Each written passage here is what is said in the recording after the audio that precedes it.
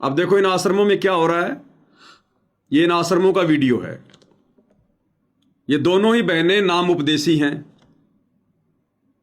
और आश्रम भगत का घर होता है, घर।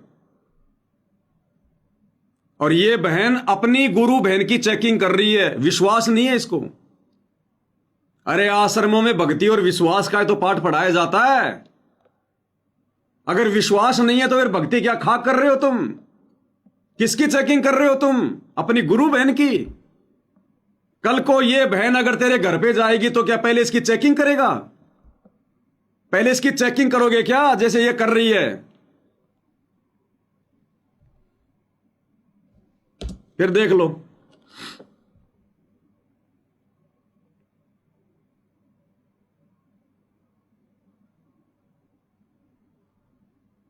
कल को ये बहन यदि इस चेकिंग करने वाली बहन के घर पर जाएगी तो क्या ये वहां भी इसकी चेकिंग करेगी क्या? क्यों नहीं करेगी? ना, ये तो मेरे घर पे आई थी। फिर ये आश्रम क्या शमशान घाट है? अरे ये आश्रम कोई शमशान घाट है या कोई दारू के अड्डे हैं? कोई राष्ट्रपति भवन है क्या ये आश्रम है? आश्रम में विश्वास का तो पाठ पढ़ाया जाता है। और तुम्हें अपने गुरु भाई बहनों पर विश्वास नहीं है, फिर क्यों ड्रामेबाजी कर रहे हो फिर इन आश्रमों में? कहां विश्वास है इन दोनों को आपस में? कैसे कह सकती है कि तू मेरी गुरु बहन है? अरे गुरु बहन तो सगी बहन से बढ़ के होती है। कौन से ज्ञान आधार से तुम इसकी चेकिंग कर रही हो? अरे गुरुजी के रहते सहते इन सतलोक आश्रमों में तो मनमाना आचरण चल रहा था आश्रम वालों का।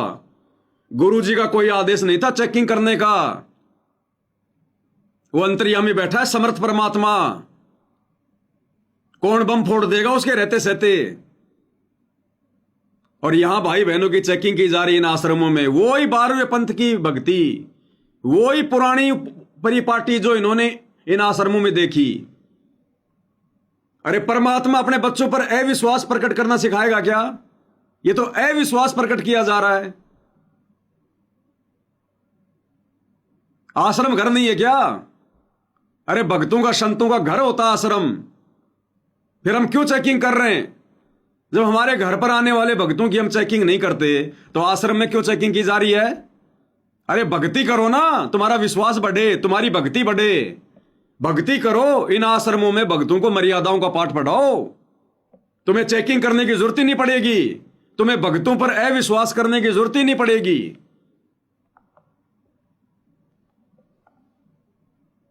इन भक्तों की तो चेकिंग बेचारे भोले बालों की। और ये बीजेपी के नेता जब इन आश्रमों में आते हैं, इनके चेकिंग करके दिखाओ। अरे नेताओं की चेकिंग करके दिखाओ जिनकी जेब के अंदर रजनीगंधा होता है, सिगरेट की डब्बियां होती हैं। उनकी चेकिंग करके दिखाओ अगर तुम असल में अगर तुम भगत हो। फिर ये पक्षपात क्यों? ये भगतों के साथ में पक्षपात क्यों कर रहे हो? ये तुम्हारे आश्रमों में बड़े बड़े नेता आ रहे हैं, कांग्रेस के, कभी बीजेपी के। इनकी चेकिंग करके दिखाओ ना अगर तुम इतने बड़े, अगर तुम सत्यवादी भगत हो तो। जो लोग उल्टा सामान लेकर आ सकते हैं जगत वाले, उन नेताओं की चेकिंग नहीं। और जो बेचारे भगत मीठी सुपारी खाने से भी डरते हैं, उनकी चेकिंग हो रही है। निरंजन धन तेरा दरबार, यहां तनिक ना न्याय विचार। इसलिए दास कह रहा है ये काल के अड्डे हैं, ये सतगुरु के आश्रम नहीं है, ये काल के अड्डे हैं, काल के अड्डे। यहां पर गधों को तो खीर खिलाई जाती है और भक्तों को मारे जाते हैं लठ। ये गुरुदेव के ज्ञान आधार से उचित नहीं है बिल्कुल भी ये चेकिंग करना इस प्रकार की। फिर हम कैसे कह सकते हैं हम कि तू मेरा गुरु भाई है, तू मेरी गुरु बहन है, जब मेरे को विश्वास ही नहीं है? शर्म आ जानी चाहिए अपने गुरु भाई बहनों की चेकिंग करते समय, डूब के मर जाना चाहिए। कल को तेरे घर पे आएगी तब भी तू इसको चोर की दृष्टि से देखेगी क्या? अरे एक सत्संग में क्या बताया गुरुदेव भगवान ने? एक समय एक चोर रात्रि के समय किसी साहूकार के घर में रुक गया, किसी अच्छे भगत के घर में रुक गया। उसकी मजबूरी थी रात को रुकना। तो साहूकार व्यक्ति ने तो उसको अपने जैसा व्यक्ति मानकर अपने घर में बढ़िया चारपाई दे दी, खाना वाना खिलाया और उसको सुला दिया। लेकिन चोर के मन में दोष था। वो जो चोर था ना, उसकी घटिया आदत थी, उसके मन में दोष था। वो शाहूकार आदमी तो अच्छी तरह सोया पूरी रात, उस चोर को अच्छा आदमी समझ के, लेकिन चोर के मन में दोष था। चोर पूरी रात जागता रहा कि कहीं मेरे पैसे ना निकाल ले, क्योंकि उसकी सोच ऐसी थी, उसकी सोच ही ऐसी थी। और इसी प्रकार एक चोर के घर में एक शाहूकार आदमी रुक गया। अब शाहूकार आदमी ने सोचा ये भी बेचारा मेरे जैसा ही होगा, था वो चोर का घर। तो चोर ने उसको खाना वाना खिलाया, चारपाई दे दी। अब शाहूकार आदमी तो बिल्कुल निश्चिंत होकर सो गया, और वो चोर पूरी रात जागता रहा कि कहीं ये मेरे घर में चोरी ना कर ले, कहीं मेरे घर में चोरी ना कर ले, क्योंकि वो खुद चोर था, उसके मन में दोष था। तो ये आश्रम वालों की हकीकत उस चोर जैसी हो रही है, चोर जैसी। काल ने इनकी बुद्धि बिल्कुल भ्रष्ट कर दी आश्रम वालों की। इन्हें विश्वास नहीं है अपने गुरु भाई बहनों पर। वो चोर वाली कथा इन लोगों पर जो है वो खरी उतर रही है। तो भाई और बहनों, आने वाले समय में ये सारा सिस्टम हट जाएगा, ये कोई चेकिंग फैकिंग नहीं होगी। ये वर्तमान में काल का झकझोर चल रहा है पूरा इन आश्रमों में।